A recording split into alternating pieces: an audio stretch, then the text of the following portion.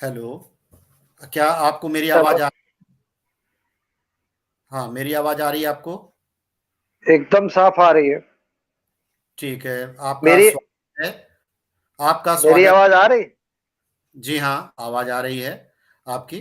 ठीक है। हाँ, आपका बहुत बहुत स्वागत है हमारे इस प्रोग्राम में। जो आज का टॉपिक है कि अतिक्रमण, बढ़ते अतिक्रमण को कैसे रोका जाए और इसके लिए कौन लोग जिम्मेदार हैं। तो इस विषय पे मैं आपकी ये राय जानना चाहता हूँ कि देखिए, जैसे राष्ट्र का निर्माण होना है और राष्ट्र का निर्माण अगर सब तरह से करना है और विकास कार्यों को करना है तो हमारी सड़कें फ्री होनी चाहिए और नागरिकों को कोई परेशानी नहीं होनी चाहिए यातायात में, आवागमन में। और ऐसा भी होता है कि जो सरकारी जो ज़मीनें होती हैं वो लोगों द्वारा कब्जा कर लेते हैं वो लोग। और धीरे-धीरे वो बहुत ही ये कह के करते हैं कि हमारे पास रहने की जगह नहीं है और वो वहाँ पर अपना डेरा बना लेते हैं और धीरे-धीरे करके उसी में बिज़नेस खोल लेते हैं और धीरे-धीरे करके वो इमारत बना लेंगे, 2 मंजिला बना लेंगे। तो इस तरह से होता है, इस तरह से होता है, हम लोग देखते हैं अपने 20 साल के जो आपका 20 सालों को ही अगर देखें, तो ऐसी बहुत सारी जगह हम लोगों को मिल जाएँगी, जो ध्यान में आएँगी आपके कि वो कभी खाली रही थी और वहाँ पे अब 2 मंजिला इमारत है, वो भी यानी ऐसी ही ज़मीन है जो हड़पी गई है। तो अवैध कब्ज़ा है। तो इससे बड़ी ही समस्या होती है। इसका निदान कैसे करे प्रशासन? कृपया बताएँ। देखिए, ये बिल्कुल बिल्कुल साफ साफ आप जो बता रहे हैं, ये समस्या वास्तव में बहुत ही जटिल है। और इस हमारे योगी जी जो मुख्यमंत्री जी हैं, बहुत ही कारगर कदम उठा रहे हैं, इसमें कोई संदेह नहीं है। देर से ही सही, आज इस कार्य में नगर निगम भी काफी बढ़ चढ़ के हिस्सा ले रही है।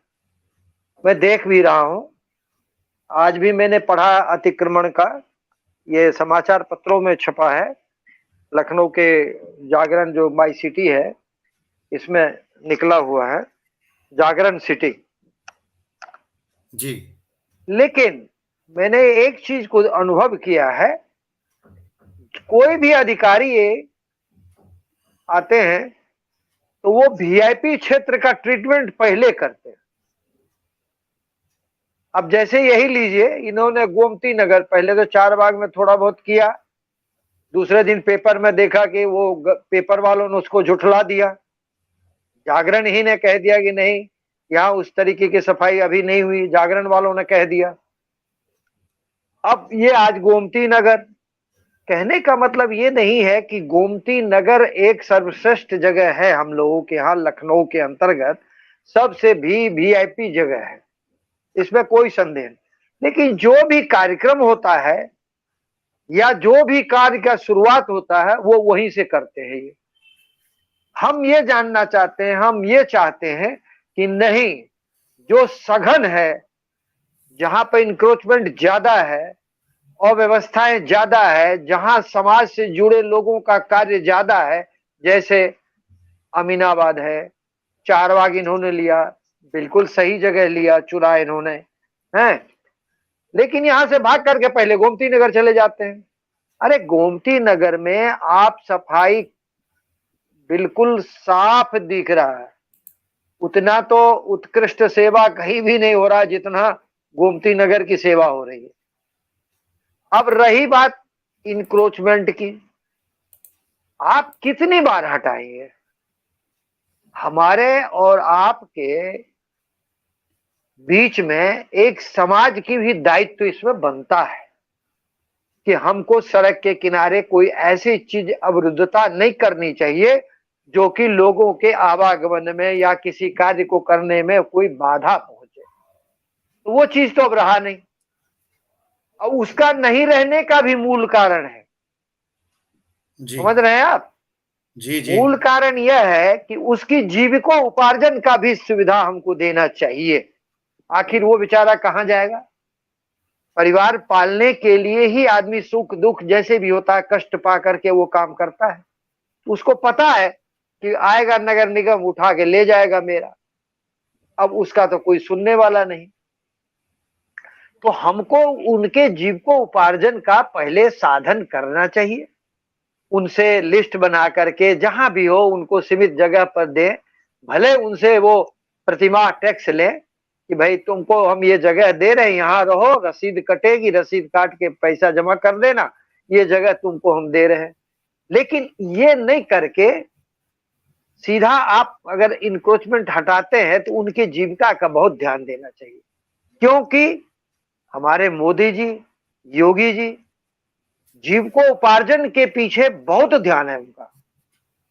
अगर ये ध्यान नहीं होता तो आज अपात्र लोग भी राशन देखिए 80 करोड़ जनता ले रही है।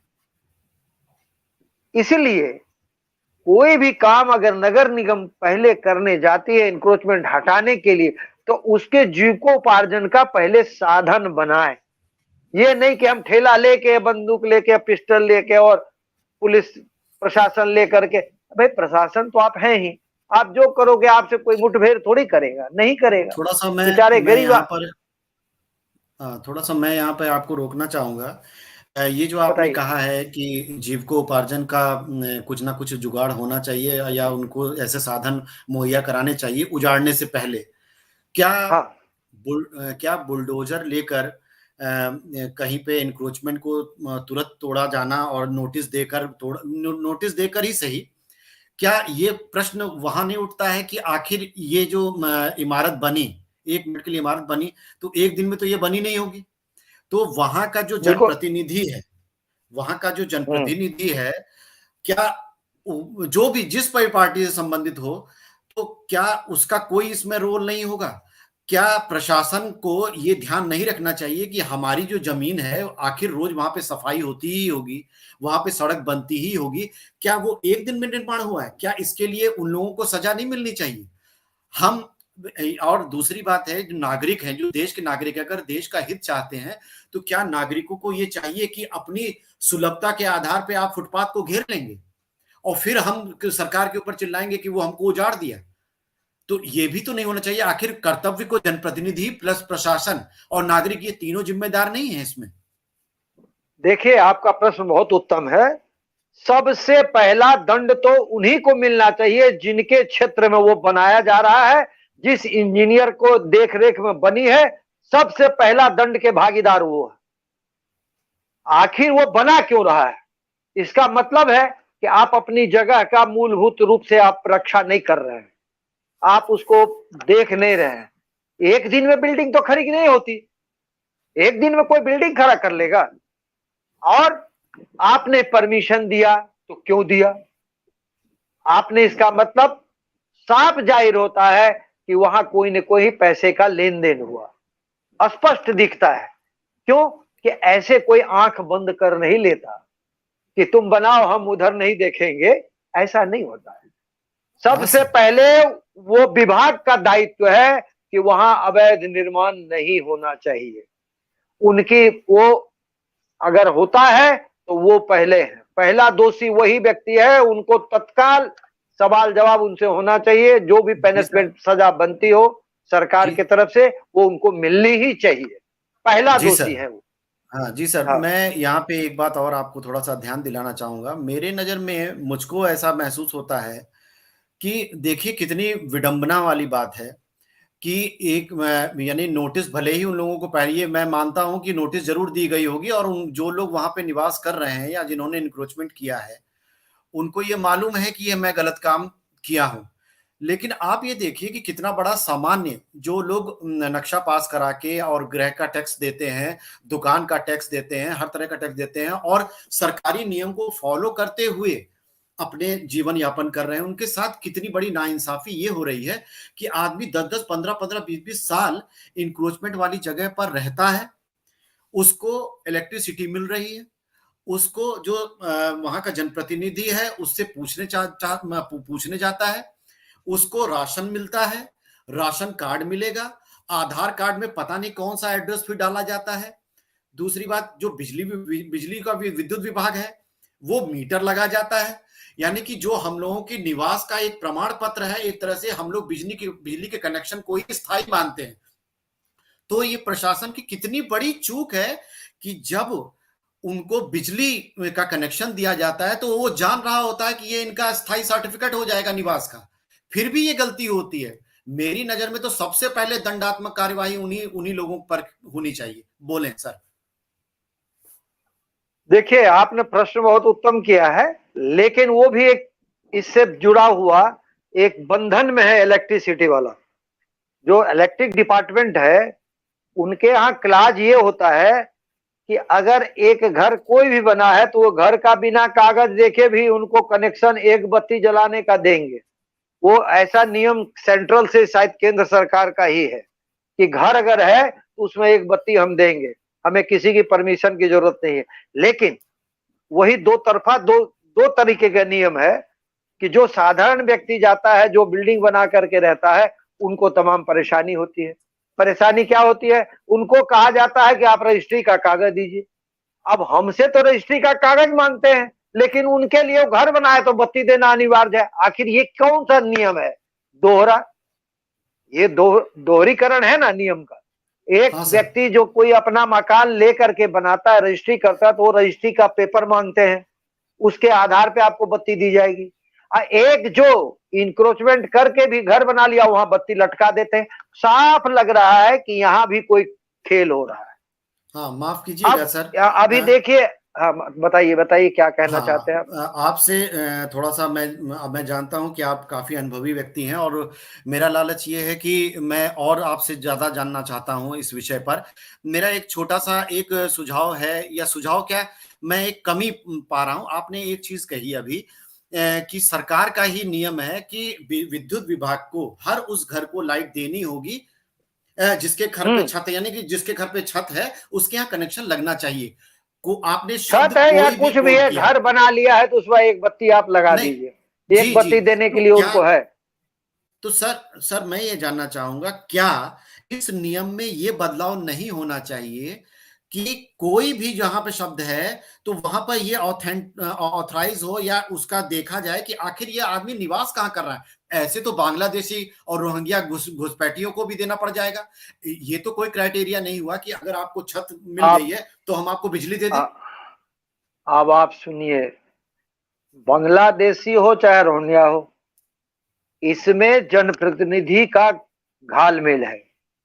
ये पहले निकलवा के देखिए कि उसको आधार बनाने के लिए, निर्वाचन में वोट डालने के लिए किसने रिकमेंड किया है, उसके पेपर पर मोहर किसका है, जिसके आधार पे वो बना है, किसने लगाई है मोहर, उनकी जिम्मेदारी बनती है। इसमें क्या होता है, वो बिना भेदभाव के, बिना किसी इसके अड़चन के जनप्रतिनिधि उस पर मोहर लगा देते हैं, और जनप्रतिनिधि के मोहर लगाने से उनका आधार बन जाता है, उनका राशन कार्ड बन जाता है। हर जगह लाइन आप देखिए जाकर के।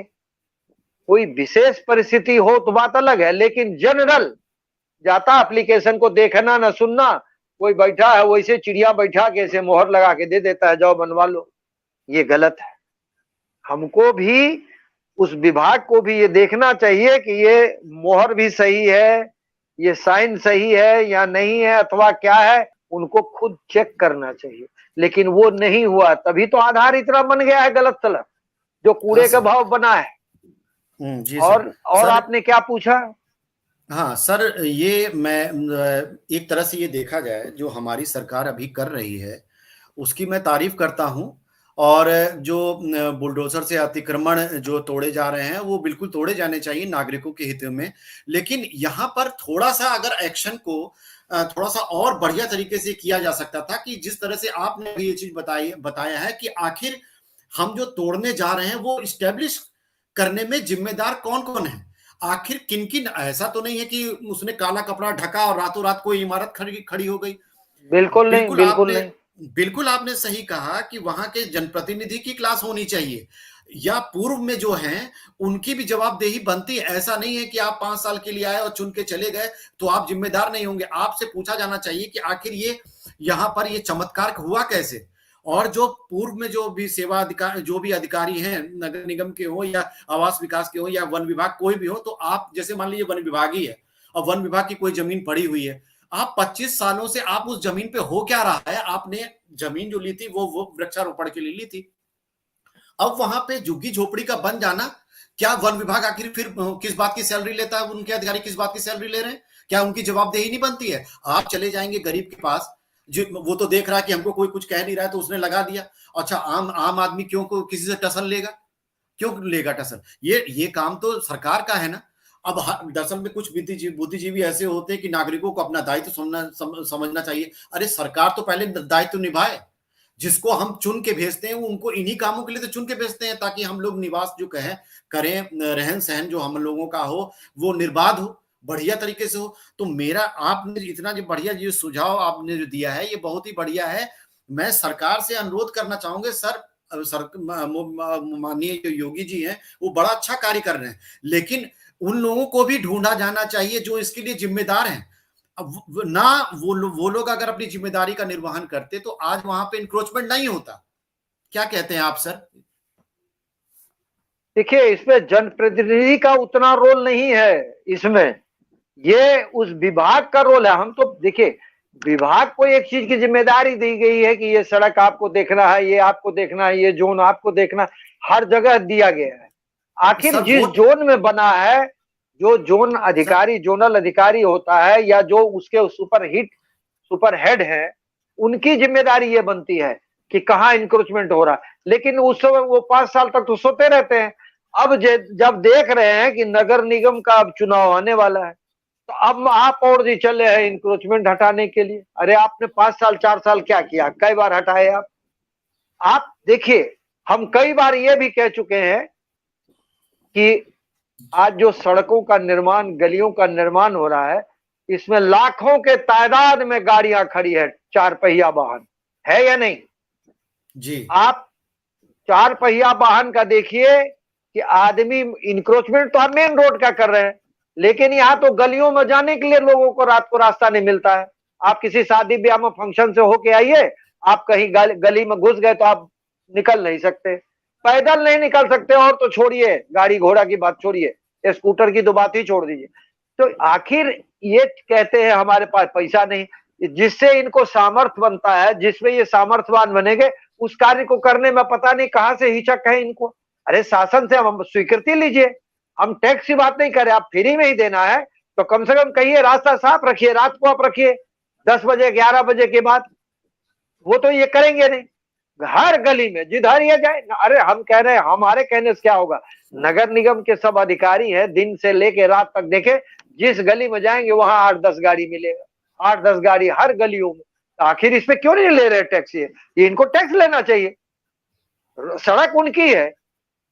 हम कल भी आयुक्त जी को, पहले से लोगों ने, आप देखिए स्कूल है, विद्यालय है, विद्यालय के बाहर लाइन से स्कूटर गाड़ियां सब खड़ी रहती है स्कूल वालों का।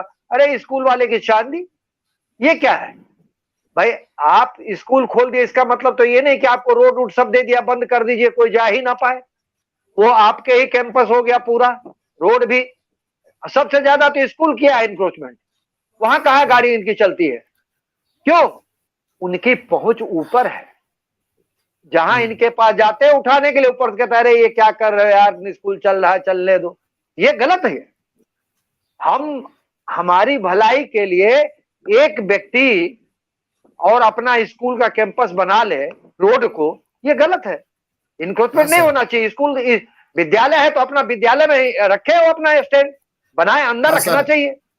यहाँ पे एक बात मैं जोड़ना चाहूंगा। अभी अभी अभी आपने, माफ कीजिएगा मैं आपको टोक रहा हूँ बीच में, सर यहाँ पे आपने एक बात अभी कही कि जनप्रतिनिधि की उतनी बड़ी भागीदारी और उत्तरदायी इतना नहीं है जितना विभाग है और प्रशासन है।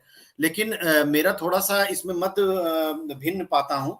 आप इसमें बताइएगा कि क्या मैं गलत हूँ। आप ये बताइए, सबसे बड़ा प्रलोभ और लोभ तो वही होता है वोट का। और देखिए कितनी बड़ी नाइंसाफी हो रही है, जो कॉलोनी में जो आवास विकास की जैसे कॉलोनी है या एलडीए की कॉलोनी है, जो एक सुनियोजित तरीके से रहते आए हैं, उनके करीब में ही इंक्रोचमेंट रहता है। लेकिन जो वहां का जनप्रतिनिधि है, वो सुख सुविधाएं और उनके जीवन पे, दैनिक जीवन में क्या कष्ट है, जो इंक्रोचमेंट वाले, उनकी ज्यादा तरफदारी करता है। मैंने देखा है, कॉपी किताब बटेगा तो उसके पास बटेगा, राशन बटेगा तो उसके पास बटेगा, बिजली नहीं आ रही तो उसको वहां पे जाके दिलाएगा सत्या सत्या। क्योंकि देखिए, जो उनको उनको लोभ होता है कि यहां से हमको वोट मिलेगा, तो हमारे हमको ऐसा लगता है कि बराबर की जिम्मेदारी है। अगर मान लीजिए जो वहां का जनप्रतिनिधि है, अगर उसको वोट का ही, तो उसको उनके वोट का भी तो ध्यान रखना पड़ेगा, जिनको सरकार ने वहां वो जगह दी थी, और वो उसका टैक्स देते हैं, हाउस टैक्स देते हैं वो, तो उनके पास कितनी असुविधा है। वो हमेशा एक तरह से आशंकित रहते हैं, क्योंकि जिन लोगों ने अवैध कब्जा किया है, वो किस तरह के लोग हैं, कैसे हैं, कौन क्या करेंगे, नहीं करेंगे, लूटमार करेंगे, डकैती करेंगे, क्या करेंगे। अक्सर देखने में आया है कि इन्हीं झुग्गी झोपड़ियों में से क्राइम की शुरुआत होती है। शराब के ठेके तक खुल गए हैं उसके अंदर।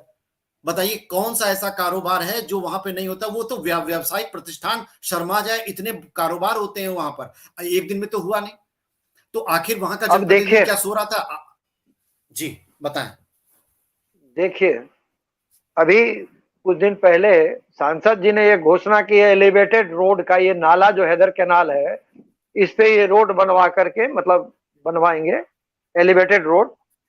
तो अब ये बताइए, आप देखिए कि राजाजीपुरम का ही 1 मिनट के लिए ले लीजिए, है तो पूरे में, लखनऊ के हैदर कैनाल के दोनों साइड में पूरे में इंक्रोचमेंट है, भयंकर।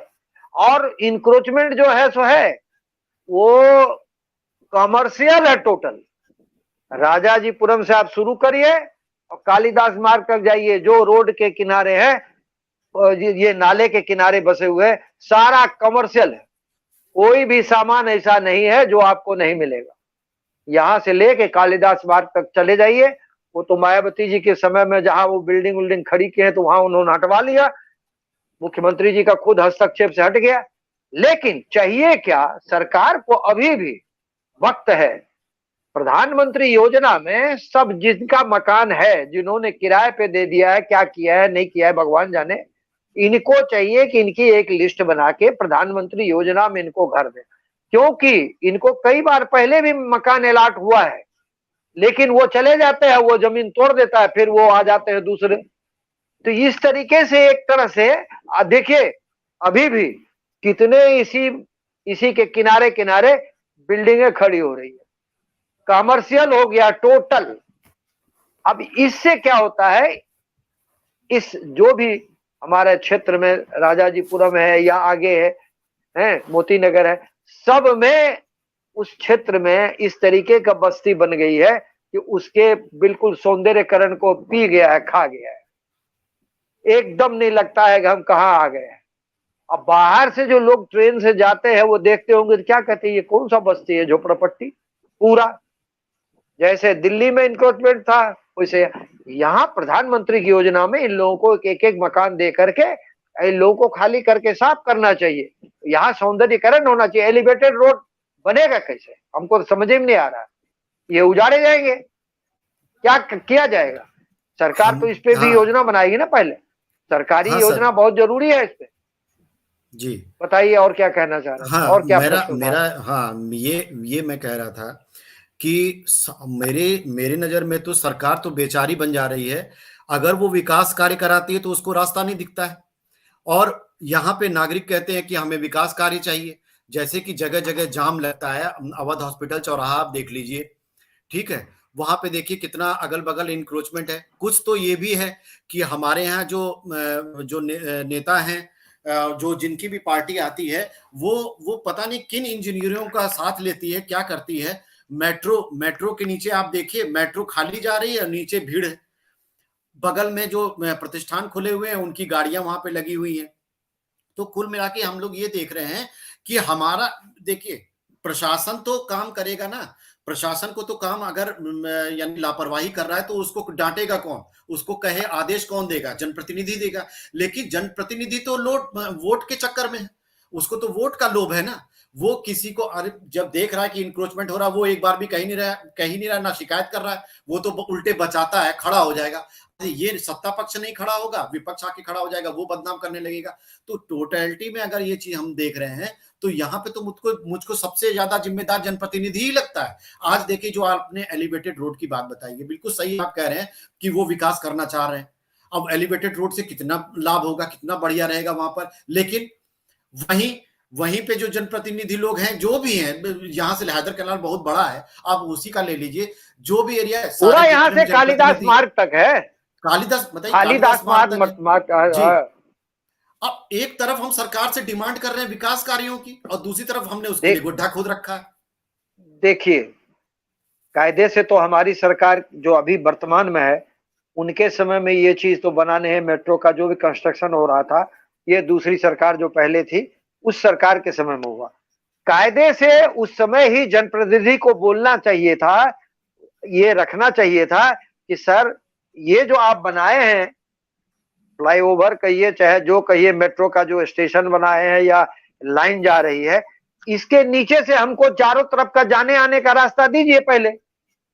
मैं जो आज आज देखिए, आज इन्होंने सूझबूझ के लिए पता चला है कि उधर किनारे से कहीं से रास्ता उन्होंने निकालने का किया है, डाइवर्जन किया, कोशिश कर रहे हैं वो। लेकिन इनको तो जमीन के नीचे से आवागमन कर लेना चाहिए। एक तरफ का कर देते तो दूसरी तरफ तो आवागमन में कोई बाधा ही नहीं होता। खाली एक जगह हम कह रहे कानपुर रोड वाले का हो, तो कानपुर रोड में तो नहीं हो सकता क्योंकि वो लंबाई में बनी हुई है। लेकिन ये जो आसियाना वाला रोड जो गया है इधर से, जो इधर ये वाला रोड जो गया है हरदोई रोड, तो इसके नीचे से अगर ये कर लिए होते तो ये दोनों चारों तरफ का टक्कर नहीं होता ना, ये तो सीधा आदमी निकल जाता नीचे से, आगे जाके निकाल लेते। ये तो कहीं से कहीं निकल जाते। खुद ही मेट्रो देखिए कैसे निकाला उन्होंने, यहाँ केकेसी के पास गिराता है, वहां जाके निकल गया आगे। तो ये इन्होंने पहले सोचा नहीं कि यहाँ के आवागमन में कितनी बाधा होगी। आज जब जाम लगता है तो अब ढूंढ रहे रास्ता, इनको नीचे से निकालना चाहिए था मेरे हिसाब से। अब मैं तो कोई इंजीनियर हूं नहीं, लेकिन मैं एक मेरे सूझबूझ जो मेरी अपनी आ रही है, उस हिसाब से मैं बोल रहा हूँ। अब तो इंजीनियर को पता होगा क्या बाधा है क्या है नहीं है, उतना स्पेस रख करके छोड़ के बनाते, नीचे से अपना निकाल लेते, तो ये अवरुद्धता नहीं होती मेरे हिसाब से। यहाँ पे एक चीज आप एक चीज और नोटिस करिएगा, इसका आपने कहीं भी अखबार में भी जिक्र नहीं देखा होगा, ना छपा होगा, ना कोई इसके लिए आवाज उठाता है।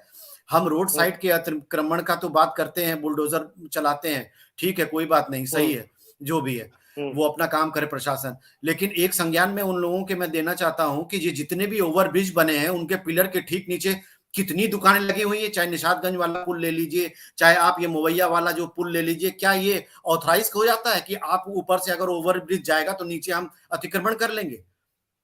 नहीं, होना नहीं चाहिए, गलत है ये। इस पे अतिक्रमण का ये बिल्कुल गलत है, टोटली गलत है। और ये मैं जानना चाह रहा हूं कि यहाँ पर जो भी कर रही है इस समय नगर निगम, वो बिल्कुल सही कर रही है, इंक्रोचमेंट हटाएं, लेकिन उनके भी सुविधा को थोड़ा सा नजरअंदाज ना करें। गरीब आदमी जो है उनका थोड़ा ख्याल रखे, उनको कोई ना कोई व्यवस्था जरूर करें। तोड़ने पहले, उजाड़ने से पहले अल्टीमेटम दे करके वो हटाना चाहिए। ये इंक्रोचमेंट तो हटना ही चाहिए, इसमें कोई संदेह। हमें भी, समाज के आदमी भी, जो भी आदमी है, उनको करने से पहले, लेकिन होता क्या, आदमी वो सुविधा शुल्क दे करके एडजस्ट कर लेता है। मुश्किल तो ये है, ये जो है ना, ये सब भ्रष्टाचार से ही पनपता है। ये सब चीज आगे ऐसे नहीं पनपता है, एक दिन में नहीं हो सकता। ये कुछ ना कुछ है, ऐसे बिना पैसा दिए कोई रख ही नहीं सकता। गलत है, होना नहीं चाहिए। इंक्रोचमेंट में इस तरीके की बाधा आनी चाहिए कि आदमी को खुद सोचना चाहिए, हम रखेंगे तो हमारा कल कोई दुकान उठ जाएगा, ये हो जाए। लेकिन खुद आदमी जब परेशान होता है तो क्या करेगा, वो बच्चों को पालेगा, तो पालने के लिए कम से कम ये साधन बना करके करता है। लेकिन हमें भी उसके इंक्रोचमेंट पे ध्यान देना चाहिए कि उसकी कुछ व्यवस्था हम भी कर दें। हाँ, ये समय आपका बहुत अधिक हो रहा है। ठीक है सर, काफी समय। मैं ये कहना चाहूंगा कि ये 30 मिनट से अब ऊपर जा रहा है, और ये हम हो लोगों की गया दूसरी काफी। स्ट्रीम थी। और मैं चाह रहा हूं कि जो लोग भी सुन रहे हैं, तो सामाजिक हित में और राष्ट्र के हित में और अपने देश हित में अपने विचार जरूर साझा करें हम लोगों के साथ। और हम लोगों से अगर जुड़ना चाहें तो इस विषय पे देखिए केवल मौन होकर देखने से काम नहीं चलेगा, इस पे चर्चा होनी बिल्कुल नहीं आवश्यक है। चलेगा। हो सकता है कि हम लोगों की बातों से कोई ऐसी चीजें सरकार को मिल जाए जिस सरकार को मदद मिले, जनप्रतिनिधि अगर सुन रहे हो तो उनको इस मदद मिले, और ताकि किसी का भी नुकसान ना हो, आम नागरिकों का नुकसान ना हो और हमारा देश विकास करे, हमारा नगर चमके और लोगों को आने जाने का साधन जो यातायात का जो मार्ग है वो सुगम हो सके। इसी के साथ मैं अब इस देखिए आपका एक चीज मैं जी आपको रोक रहा हूँ, मैं रोक रहा हूँ। अब जैसे गंदगी का ही लीजिए, कितना प्रयास कर रहे हैं द्विवेदी जी जो आयुक्त है, नगर आयुक्त, ये प्रयास बेचारे बहुत कर रहे हैं। अजय हाथ द्विवेदी जी। पैर इधर उधर का, हाँ अजय द्विवेदी जी जो है नगर आयुक्त हैं, वो काफी करना चाह रहे हैं, लेकिन हम समाज को भी हमें ध्यान देना चाहिए। कोई सड़क पे पानी बहा रहा है, कोई कूड़ा फेंक दे रहा है, ये गलत है। हम जा रहे रास्ते में चिप्स खाया फेंक दिया, अरे भाई क्यों, ऐसा क्यों कर रहे हो? ये जी अक्सर जी जी देखा गया है कि समाज में भी इस तरीके की बहुत कमियां हैं, हम ही लोग गंदा करते हैं। आखिर एक अधिकारी कितना देखेगा, एक छोटा सा है। और अभी एक चीज थोड़ा सा और मैं नजरअंदाज हो रहा था, 88 जी गांव को ये ले रहे हैं अभी, जी नगर निगम 88 गांव को सम्मिलित कर रहे हैं, लेकिन इनको ये भी देखना चाहिए शासन को, प्रशासन को, कि पहले हमको पानी तो दे दो। अब जी। आलमनगर वार्ड है, यहाँ पानी नहीं है, सब पानी अपना समरसिबल इस लगा विषय के पे भरते हैं। इस विषय पे एक स्ट्रीम रखी जाएगी, उसका चलिए टॉपिक यही ठीक है। रहेगा। ठीक है, हाँ आज ठीक है। का थोड़ा सा टाइम, ठीक। आपका बहुत बहुत धन्यवाद समाजसेवी जी। इसी हम्म। प्रकार से अपनी राय हम्म। हमें देते रहें और हमारे इनविटेशन को आपने स्वीकार किया, उसके लिए बहुत बहुत हम्म। आपका धन्यवाद। और दर्शकों जो भी हमारे दोस्त सुन रहे हैं, वो इस चैनल को सब्सक्राइब कर लें, बेल आइकन दबा दें, जिससे आपको नोटिफिकेशन मिल सके। तो आज के लिए जय माँ भारती, जय हो। मैं ये चाह रहा हूं कि आपको भी धन्यवाद दे रहा हूं, क्योंकि आपने बड़ा अच्छा ये प्लेटफॉर्म चुना है। इससे समाज के लोगों को इसमें जुड़ना चाहिए। समाज के लोगों को इसलिए जुड़ना चाहिए कि कोई जरूरी नहीं है कि मैं जो कह रहा हूं वो सत्य है, सच सच है या बहुत ही अच्छा है। बिल्कुल हो सकता है आपके बिल्कुल दिमाग में कुछ और चीज हो, अच्छी चीज हो बिल्कुल निकल के आए, तो उससे सरकार को भी भलाई होगी। सरकार उससे आपकी बातों को सुन करके कहेंगे नहीं बात तो ये सही कह रहे हैं, तो उस चीज पे थोड़ा सा अधिकारी को भी मिलेगा। तो ये फीडबैक जो है सरकार तक पहुंचने में बड़ा लाभदायक होता है। कभी कभी बहुत जी जी चीजों का पब्लिक से निकल के आता, क्योंकि हम लोगों की जिम्मेदारी है राष्ट्रभक्ति, राष्ट्र को, जी जी राष्ट्र का निर्माण कैसे अच्छा बने, इसके लिए हम लोगों को तत्परता से काम करना चाहिए। नहीं करते, जी वो हमारी कमियां है। हम अनुरोध करेंगे कि ये आपके चैनल से इससे जुड़े, ये राष्ट्रभक्ति वाला जो आपने बनाया हुआ है प्लेटफॉर्म, इससे जुड़ना चाहिए, अपनी अभिव्यक्ति उनको रखनी चाहिए। जय हिंद, जय भारत, जय हो। जय।